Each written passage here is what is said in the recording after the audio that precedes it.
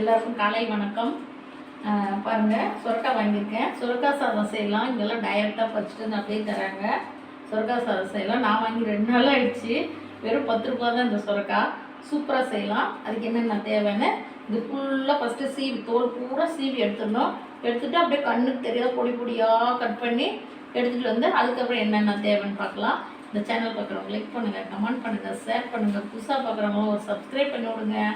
என் channel பார்க்குற அனைவரும் ஒரே ஒரு லைக் பண்ணி விடுங்க, ஒரு சந்தோஷமாக இருக்கும். வாங்க, சூப்பராக சுரக்காய் சாதம் செய்யலாம். நல்லா டேஸ்ட்டாக சூப்பராக செய்யலாம்.